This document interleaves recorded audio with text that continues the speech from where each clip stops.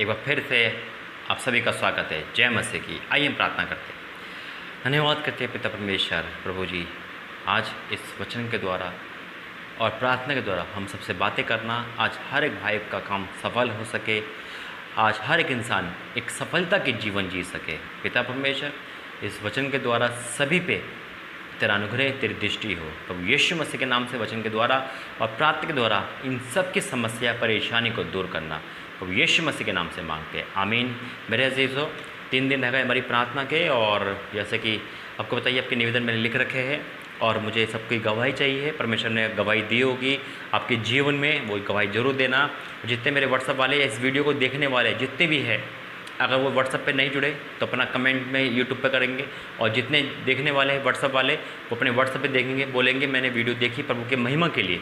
मैं क्यों बोलता हूँ? ताकि आपके जीवन में वो रुके काम, परेशानियाँ दूर हो सके यीशु मसीह के नाम में। चैनल को सब्सक्राइब करना है, आगे बढ़ाना है, आपका काम है, ठीक है।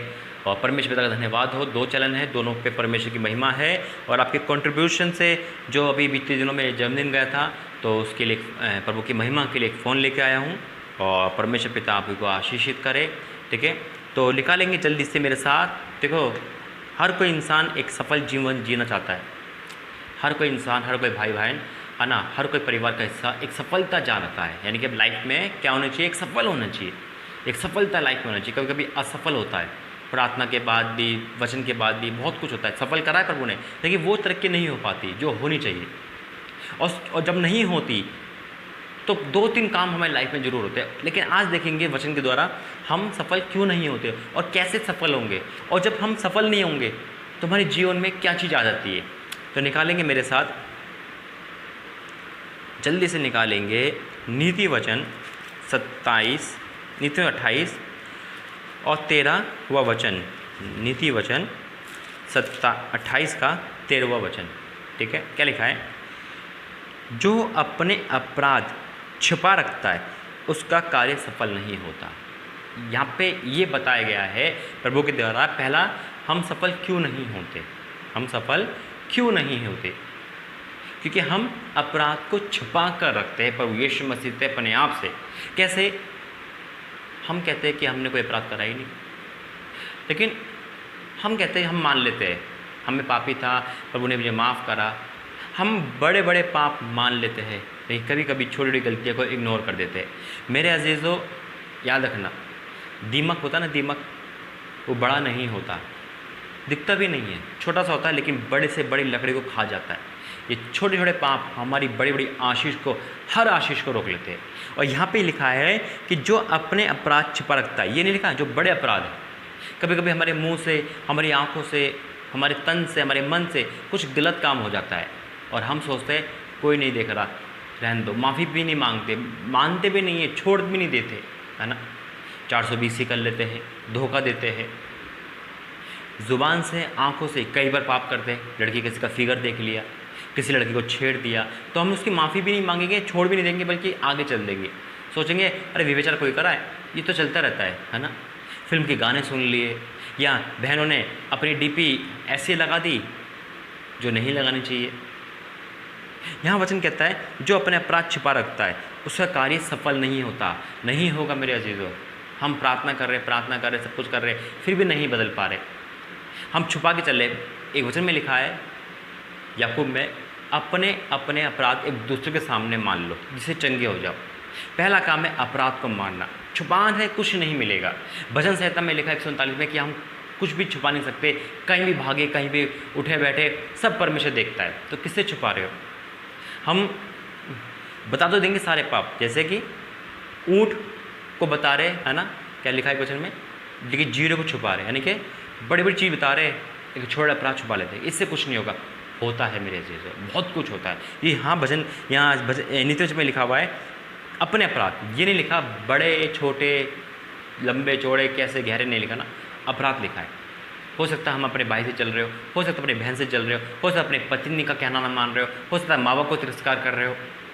एक भाई मुझसे कहता है, भाई मैंने व्यभिचार नहीं करा, मेरी कोई गर्लफ्रेंड नहीं बनी। मैं कहता हूँ अच्छी बात है, परमेश्वर ब्लेस करे आपको। कह रहा मैं पवित्र हूँ। क्या कह रहा था?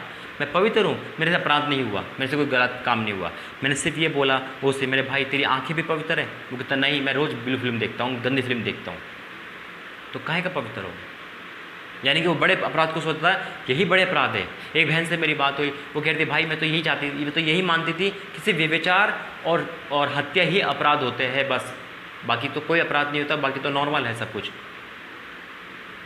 यही कारण होता है कि हम अपराध को जानते नहीं और छुपा के रखते हैं। लेकिन अब ये कारण था हमारी असफलता का। अब सफलता कैसे मिलेगी?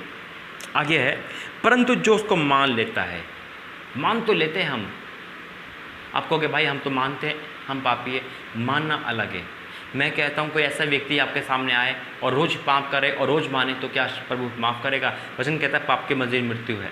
कब तक? ऐसे तो यीशु मसीह पाप का लेसन दे रहे हैं, उद्धार कहाँ गया फिर, है ना? उद्धार व्यक्ति पाप छोड़ देता है। यहाँ लिखा है परंतु जो उसको मान लेता है और छोड़ भी देता है उस पर दया की जाएगी। मान कर छोड़ने पर दया की जाती है मेरे अजीज़ों, मान कर दोबारा करने पर दया नहीं होती। लेकिन जब काम असफल होते हैं तब हम क्या करते हैं? देखिए निकालेंगे भजन संहिता 37 उसका 7वां वचन का सेकंड लाइन पढ़ेंगे। उस मनुष्य, पहले पढ़ेंगे, यहोवा के सामने चुप रहे और धीरज से उसकी प्रतीक्षा कर। यानी कि हमें अगर सफलता पानी है पहले प्रभु को चुपचाप रहना है, बड़बड़ नहीं करनी और प्रतीक्षा करनी है। फिर क्या लिखा है? उस मनुष्य के कारण ना कुड़। किसके कारण ना मत कुड़? जिसके काम सफल होते हैं। बड़ा अच्छा क्वेश्चन है प्रभु का यहाँ पे ना, बड़ा अच्छी बात लिखी है। उस मनुष्य के सामने ना कुड़, उस मनुष्य के कारण मत कुड़। अपने जिगरी दोस्त से भी हम चलने लगते जब उसके काम सफल होते हैं।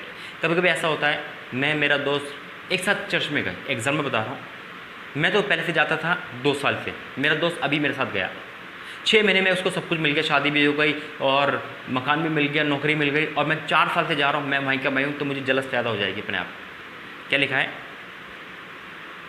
उस मनुष्य के कारण ना कुड़ जिसके काम सफल होते हैं। यही होता है, अगर हम फेल हो गए या मेरे बच्चे फेल हो गए और सामने वाले के पास हो गए तो खुशी नहीं होगी, हमें दुख होगा। बस हम अपनी गलती नहीं देखेंगे। अगर सामने वाला भी फेल हो जाता तो हमें हिम्मत होती, कम से कम एक लेवल के तो आ गए, प्रमोशन हमें मिलनी चाहिए, तरक्की हमें मिलनी चाहिए, सामने वाले को क्यों मिल गई? यहाँ जलन आती है और उस जलन से, उस कुड़ंग से पाप होता है, अपराध होता है, हम प्रभु को भी बुरा वाला कह देते हैं।